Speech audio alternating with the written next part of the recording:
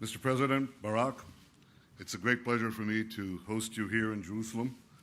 You've graciously hosted me many times in Washington, so I'm very pleased to have this opportunity to reciprocate.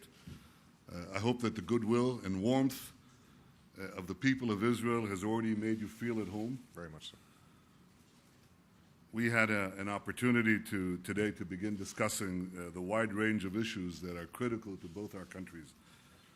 And foremost among these is Iran's relentless pursuit of nuclear weapons. Mr. President, you have made it clear that you are determined to prevent Iran from developing nuclear weapons. I appreciate your forthright position on this point. I also appreciate that you have noted that you have acted to thwart this threat, both through determined diplomacy and strong sanctions that are getting stronger yet. Notwithstanding our joint efforts and your great success in mobilizing the international community, diplomacy and sanctions so far have not stopped Iran's nuclear program. And as you know, my view is that in order to stop Iran's nuclear programs peacefully, diplomacy and sanctions must be augmented by a clear and credible threat of military action. In this regard, Mr. President, I want to thank you once again for always making clear that Israel must be able to defend itself by itself against any threat. I deeply appreciate those words because they speak to the great transformation that has occurred in the life of the Jewish people with the rebirth of the Jewish state. The Jewish people, only 2 generations ago, were once a powerless people, defenseless against those who sought our destruction. Today, we have both the right and the capability to defend ourselves. As you said earlier today, the essence of the state of Israel, the essence of the rebirth of the Jewish state, is the fulfillment of the age-old dream of the Jewish people to be masters of our fate in our own state. I think that was a wonderful line that I will cherish because it really gets down to the essence of what this state is about. That is why I know that you appreciate that Israel can never cede the right to defend ourselves to others, even to the greatest of our friends. And Israel has no better friend than the United States of America. So I look forward to continuing to work with you to address what is an existential threat to Israel and a grave threat to the peace and security of the world. Mr. President, we discussed today the situation in Syria. We share the goal of seeing a stable and peaceful Syria emerge from the carnage that we have witnessed over the last 2 years. That carnage has already resulted in the deaths of over 70,000 people and the suffering of millions. We also share a determination to prevent the deadly arsenal of weapons within Syria from falling into the hands of terrorist hands.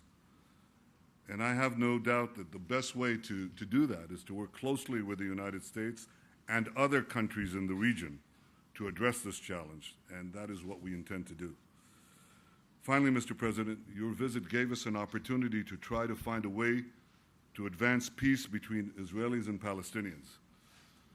My new government was sworn in 2 days ago. I know there have been questions regarding what the policy of the new government will be towards peace with the Palestinians. So let me be clear. Israel remains fully committed to peace and to the solution of 2 states for 2 peoples. We extend our hands in peace and in friendship to the Palestinian people. I hope that your visit, along with the visit of Secretary of State Kerry, will help us turn a page in our relations with the Palestinians. Let us sit down at the negotiating table. Let us put aside all preconditions. Let us work together to achieve the historic compromise that will end our conflict once and for all. Let me conclude, Mr. President, on a personal note. I know how valuable the time and the energies of the American president, of yourself.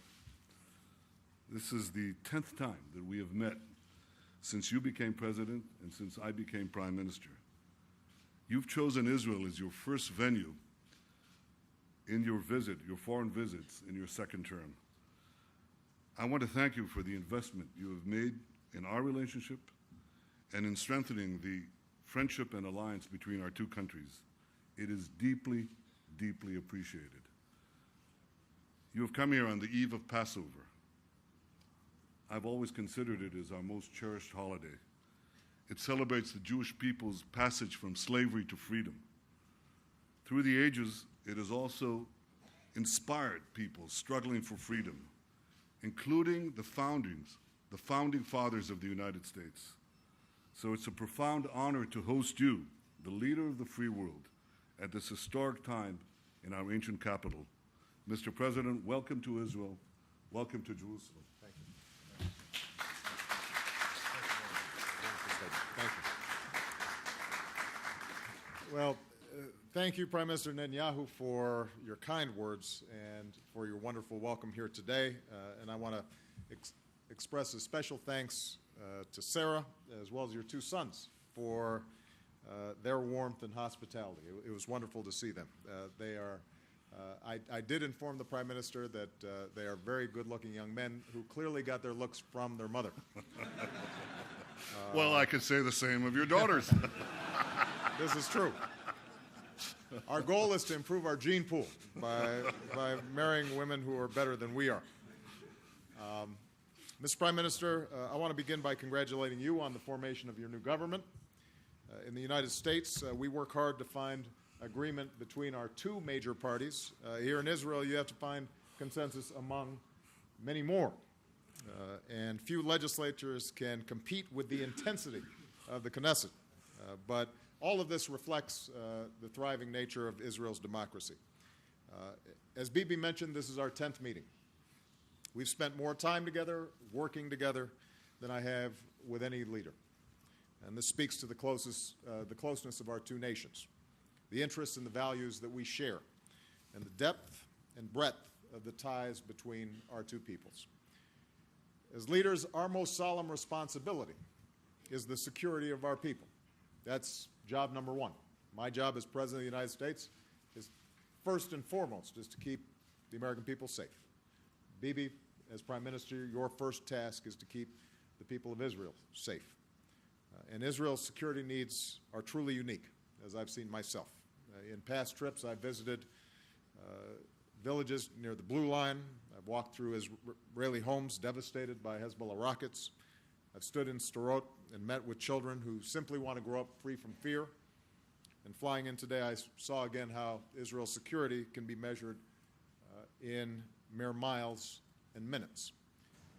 As President, I've therefore made it clear America's commitment to the security of the State of Israel is a solemn obligation, and the security of Israel is non-negotiable.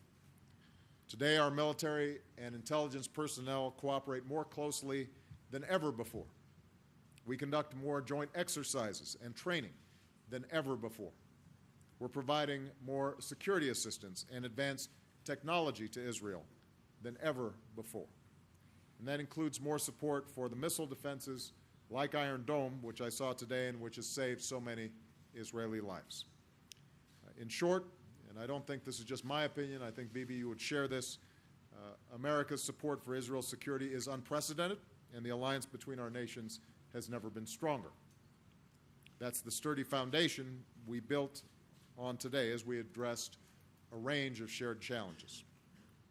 As part of our long-term commitment to Israel's security, the Prime Minister and I agreed to begin discussions on extending military assistance to Israel. Our current agreement lasts through 2017, and we've directed our teams to start working on extending it for the years beyond.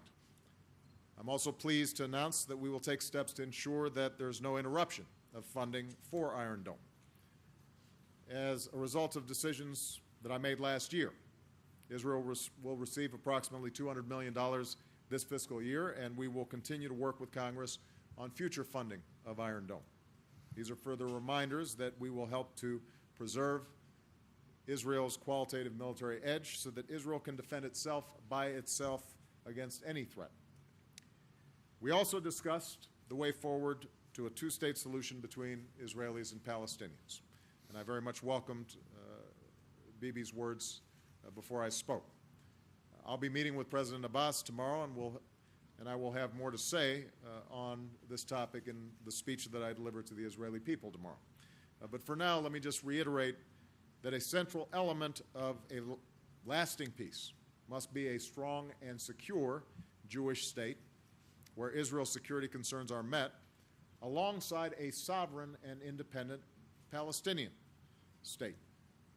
In this regard, I'd note that last year was a milestone, the first year in 4 decades when not a single Israeli citizen lost their life because of terrorism emanating from the West Bank. It's a reminder that Israel has a profound interest in a strong and effective Palestinian authority. And as the Prime Minister's new government begins its work, we'll continue to look for steps that both Israelis and Palestinians can take to build trust and confidence upon which lasting peace will depend. We also reaffirm the importance of ensuring Israel's security given the changes and uncertainty in the region.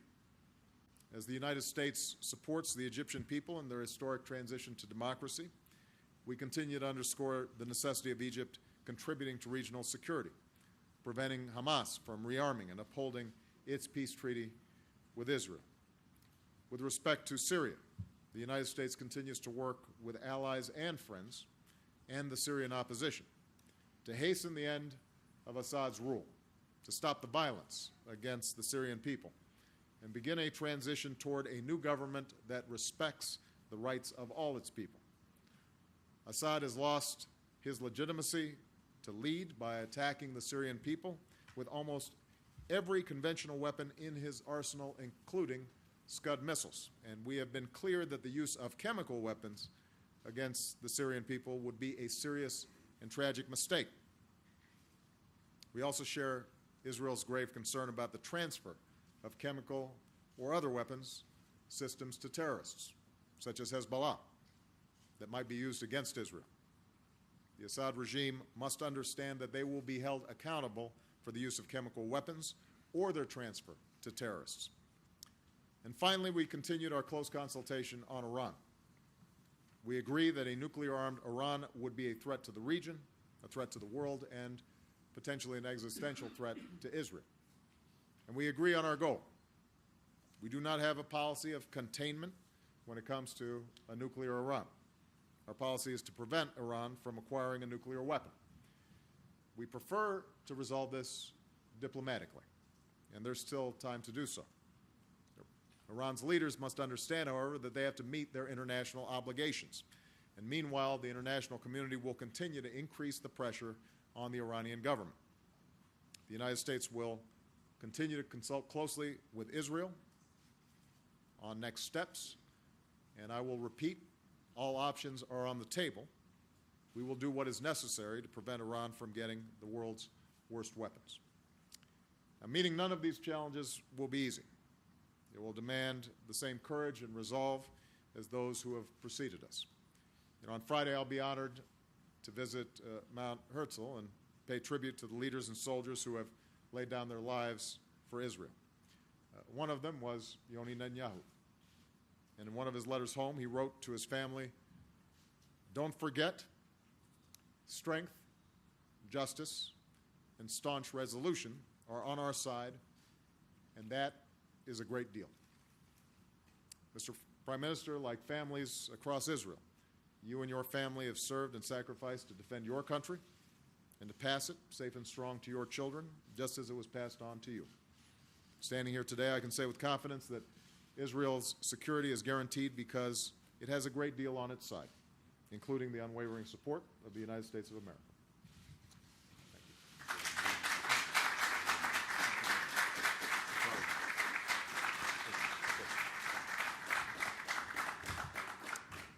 First question, Israel Channel 2, Udi Sekel. Mr. President, may I ask you about Syria, a practical question and a moral one? Morally, how is it possible that for the last 2 years, tens of thousands of innocent civilians are being massacred, and no one, the world, United States, and you, doing anything to stop it immediately? On a practical level, you have said today and also in the past that the use of chemical weapons will be a crossing of a red line. It seems like that this line was crossed yesterday. What specifically do you intend to do about it? I'll answer the question in reverse order, if you don't mind. I'll talk about the chemical weapons first and then the larger question. With respect to chemical weapons, we intend to investigate thoroughly exactly what happened. Obviously, in Syria right now, you've got a war zone. You have information that's filtered out, but we have to make sure that we know exactly what happened, what was the nature of the incident, what can we document, what can we prove. So I've instructed my teams to work closely with all other countries in the region and international organizations and institutions to find out precisely whether or not this red line was crossed. I will note, without at this point having all the facts before me, that we know the Syrian government has the capacity to carry out chemical weapon attacks. We know that there are those in the Syrian government who have expressed a willingness to use chemical weapons, if necessary, to protect themselves. I am deeply skeptical of any claim that, in fact, it was the opposition that used chemical weapons. Everybody who knows the facts of the chemical weapon stockpiles inside of Syria, as well as the Syrian government's capabilities, I think would question those claims, but I know that they're floating out there right now. The broader point is that once we establish the facts, I have made clear that the use of chemical weapons is a game changer. And I won't make an announcement today about next steps because I think we have to gather the facts. But I do think that when you start seeing weapons that can cause potential devastation and mass casualties, and you let that genie out of the bottle, then you are looking potentially at even more horrific scenes than we've already seen in Syria. And the international community has to act on that additional information. But as is always the case when it comes to issues of war and peace, I think having the facts before you act is very important. More broadly, as I said in my opening statement, I believe that the Assad regime has lost all credibility and legitimacy.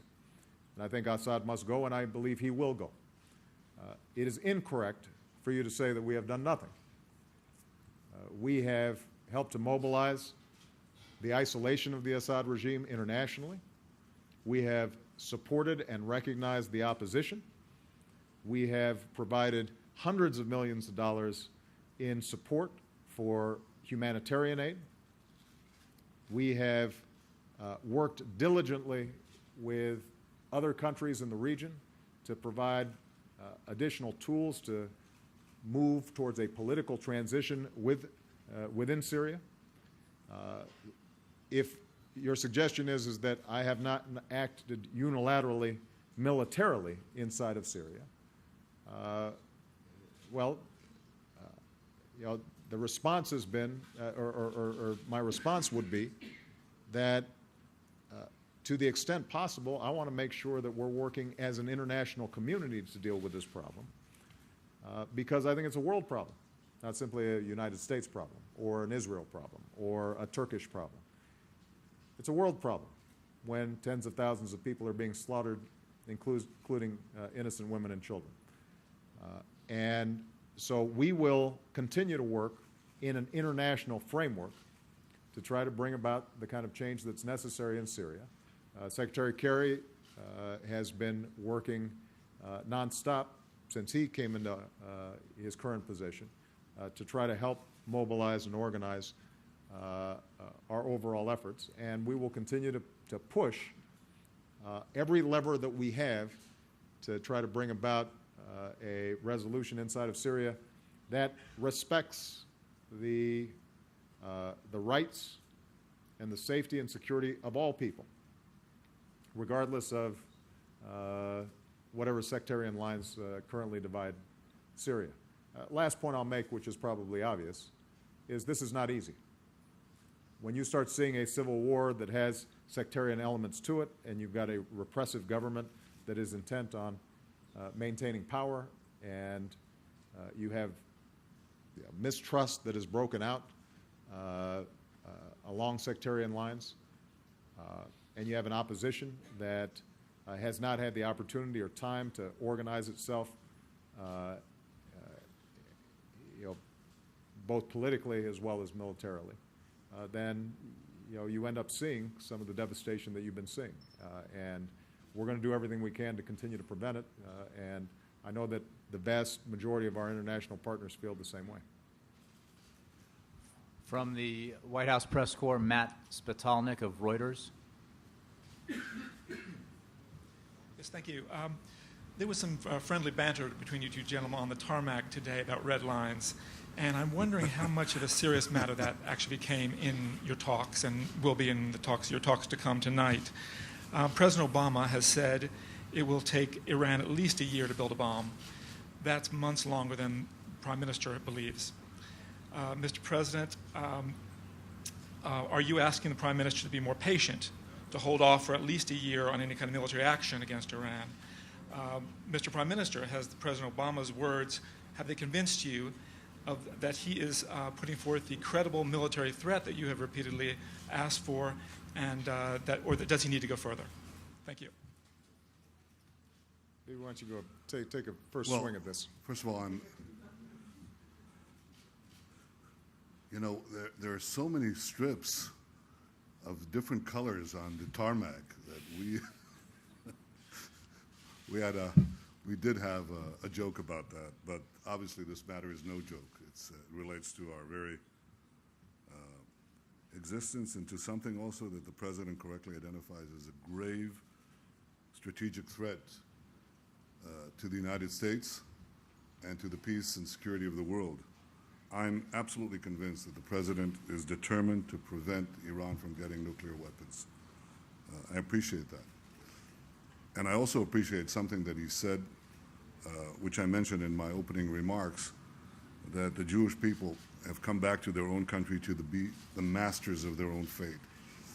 And I appreciate the fact that the President has reaffirmed, more than any other president, Israel's right and duty to defend itself by itself against any threat. We just heard those important words now, and I think that sums up our, I would say, our common view. Iran is a grave threat to Israel, a grave threat to the world, a nuclear Iran. The United States is committed to deal with it. Israel is committed to deal with it. We have different vulnerabilities, obviously, and different capabilities. We take that into account. But what we do maintain, and the President, I think, is the first to do so, is that Israel has a right to independently defend itself against any threat, including the Iranian threat. I think the only thing I would add is that our intelligence cooperation on this issue, the consultation between our militaries, our intelligence, is unprecedented. And there is not a lot of light, a lot of daylight between our country's assessments in terms of where Iran is right now. I think that what Bibi alluded to, which is absolutely correct, is each country has to make its own decisions when it comes to the awesome decision to engage in any kind of military action. And Israel is differently situated than the United States. And I would not expect that the Prime Minister would make a decision about his country's security and defer that to any other country, any more than the United States would defer our decisions about what was important for our national security. I have shared with Bibi, as I've said to the entire world, as I've said to the Iranian people and Iranian leaders, that I think there is time to resolve this issue diplomatically. The question is, will Iranian leadership seize that opportunity? Will they walk through that door?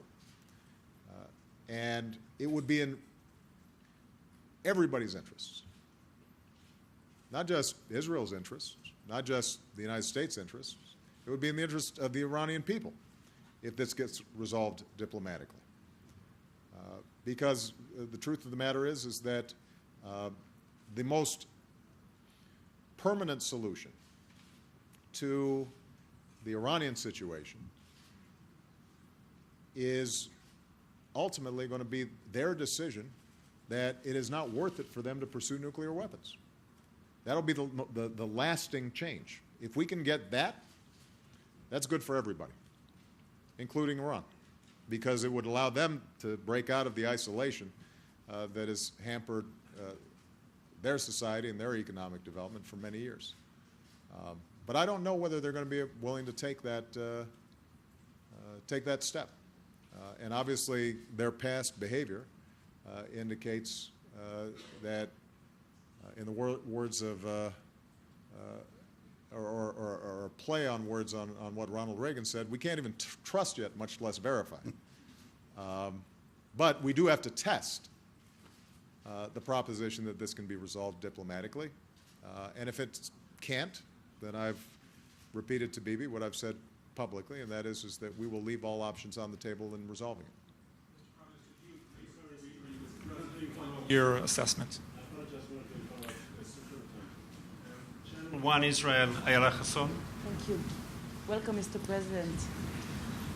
On your way back to Washington on Friday, what will you consider a successful visit? Convincing the Israeli leaders that they can rely on you on the Iranian issue, especially that I learned that there are differences between Israel and the United States concerning the enrichment of the uranium, or convincing both sides, Israelis and the Palestinians, to revive the floundering negotiation, reviving the peace process, the floundering peace process? Well, my main goal on this trip has been to have an opportunity to speak directly to the Israeli people at a time when, obviously, what was already a pretty tough neighborhood has gotten tougher, and let them know that they've got a friend in the United States, that we have your back, that we consider Israel's security of extraordinary importance to us, not just because of the bonds between our peoples, but also because of our own national security interests. In that context, what I have also sought to achieve here is further consultations, building on what we've already discussed. As Bibi has just formed a new government, as I am entering my second term, that we continue to have close consultation around some of these shared interests that we've already discussed. Iran being obviously a prominent shared concern. And I want to make sure that the Israeli people and the Israeli government consistently understand my thinking and how I'm approaching this problem. And I want to understand how the Israeli government and the Prime Minister is approaching this problem, to make sure that there are no misunderstandings there. With respect to the peace process, as I said, I'll have more to say about this tomorrow, but I think you are absolutely right that over the last year and a half, 2 years, 2.5 years, we haven't gone forward. We haven't seen the kind of progress that we would like to see. There's some elements of good news. I mean, the fact of the matter is that even with all that's been happening in the region, the Palestinian Authority has worked effectively in cooperation with the international community, in part because of some of the training that we, the United States, provided to do its part in maintaining security in the West Bank. We have seen some progress when it comes to economic development and opportunity for the Palestinian people. But the truth of the matter is, trying to bring this to some sort of clear settlement a solution that would allow Israelis to feel as if they've broken out of the current isolation that they're in this region, that would allow the incredible economic growth that's taking place inside this country to be a model for trade and commerce and development throughout the region at a time when all these other countries need technology and commerce and jobs for their young people. For Palestinians to feel a sense that they too are masters of their own fate. For Israel to feel that the possibilities of rockets raining down on their families has diminished. That kind of solution we have not yet seen. And so what I wanted to do was listen, hear from Prime Minister Netanyahu. Tomorrow I'll have a chance to hear from Abu Mazen to get a sense from them. How do they see this process moving forward? What are the possibilities and what are the constraints, and how can the United States be helpful? And I purposely did not want to come here and make some big announcement that might not match up with what the realities and possibilities on the ground are. I wanted to spend some time listening before I talk, which my mother always taught me was a good idea. And so hopefully I'll consider it a success if when I go back on Friday, I'm able to say to myself, I have a better understanding of what the constraints are, what the interests of the various parties are, and how the United States can play a constructive role in bringing about a lasting peace and two states living side by side in peace and security. Thank you. Chuck Todd from NBC. Thank you, Mr. President, Mr. Prime Minister. Mr. President, I want to follow up a little bit on the peace process. You began your term, your first term, big fanfare, the Cairo speech to talk to the Muslim world, the decision to have a Middle East envoy early. You said you weren't going to let this slip to your second term. We're in your second term with the Mideast peace process. What went wrong? Why are we further away from a two-state solution? I know you said you want to talk more about this tomorrow, but I am curious to, what do you believe went wrong? Did you push Israel too hard? What do you wish you would have done differently?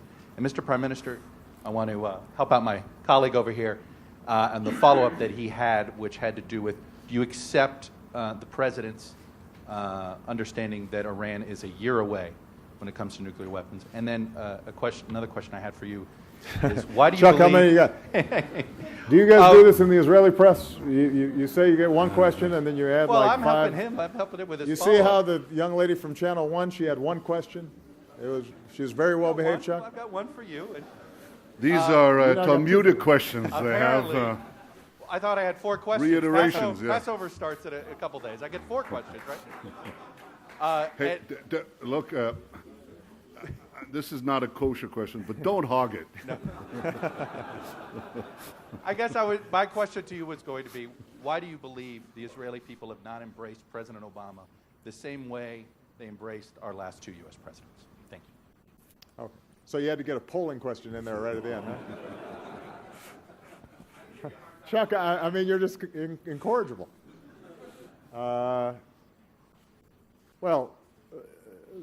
Look, the opening premise of your question was that having failed to achieve peace in the Middle East in my first term, that I must have screwed up somehow. And I will tell you, I hope I'm a better president now than when I first came into office. But my commitment was not to achieve a peace deal in my first year, or in my second year or my third year. That would have been nice. What I said was I was not going to wait to start on the issue until my second term because I thought it was too important. And that's exactly what I did. I'm absolutely sure that there are a host of things that I could have done that would have been more deft and would have created better optics. But ultimately, this is a really hard problem. It's been lingering for over 6 decades. And the parties involved have some profound interests that you can't spin, you can't smooth over. And it is a hard slog to work through all of these issues. I will add that both parties also have politics, just like we do back home. There are a whole bunch of things that I'd like to do back in the United States that I didn't get done in my first term. And I'm sure I could have been more deft there as well. But some of it's just because it's hard. And people disagree. And it takes, I think, a confluence of both good diplomatic work, but also timing, serendipity, things falling into place at the right time, the right players feeling that this is the moment to seize it. And my goal here is just to make sure that the United States is a positive force in trying to create those opportunities as frequently as possible and to be as clear as possible as to why we think that this is an important priority. Not only because of some Pollyannish views about can't we all get along and hold hands and sing Kumbaya, but because I actually believe that Israel's security will be enhanced with a resolution to this issue. I believe that Palestinians will prosper and can channel their extraordinary energies and entrepreneurship in more positive ways with a resolution to this issue. The entire region, I think, will be healthier with a resolution to this issue. So I'm going to keep on making that argument. And I will admit that, frankly, sometimes it'd be easier not to make the argument and to avoid the question, precisely because it's hard.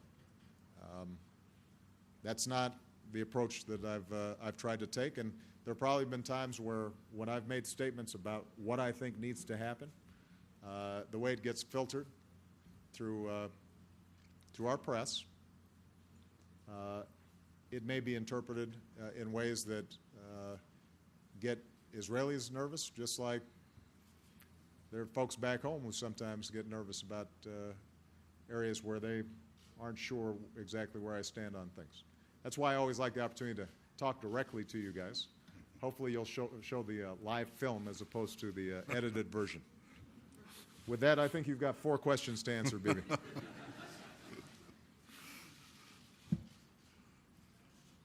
I think that there's a misunderstanding about time. If Iran decides to go for a nuclear weapon, that is to actually manufacture the weapon, then it will take them about a year. I think that's correct. They could defer that a long time, but still get through the enrichment process. That is to make a weapon, you need 2 things. You need enriched uranium of a critical amount, and then you need a weapon. You can't have the weapon without the enriched uranium, but you can't have the enriched uranium without the weapon. Iran right now is enriching uranium. It's pursuing it. It hasn't yet reached the red line that I had described in my speech at the UN. They're getting closer, though. And the question of manufacturing a weapon is a different thing. The President said correctly that we have, on these issues that are a little arcane, they sound a little detailed to you, but on these matters we share information and we have a common assessment. We have a common assessment. In any case, Iran gets to an immunity zone when they get through the enrichment process, in our view. And whatever time is left, there's not a lot of time. And every day that passes diminishes it. But we do have a common assessment on these schedules, on intelligence. We share that intelligence, and we don't have any argument about it. I think it's important to state that clearly. I think that people should get to know President Obama the way I've gotten to know him. And I think you've just heard something that is very meaningful. It may have escaped you, but it hasn't escaped me. And that is the President announced that in addition to all the aid that his administration has provided, including Iron Dome, including defense funding for Israel during very difficult times, he has announced that we're going to begin talks on another 10-year process, arrangement, to ensure American military assistance to Israel. I think this is very significant. And I want to express my thanks for everything that you have done, and I want to thank you also for that statement you just made. I think it's very, very important. So I think Israelis will judge this by the unfolding events and by what is happening, what is actually taking place. And for this, you know, there's a very simple answer to your question. The gentleman from NBC, right? Yeah, well, for this you see, a second term as president and a third term as prime minister. That really fixes things. All right. Thank you very much, everybody. Thank you, Dick.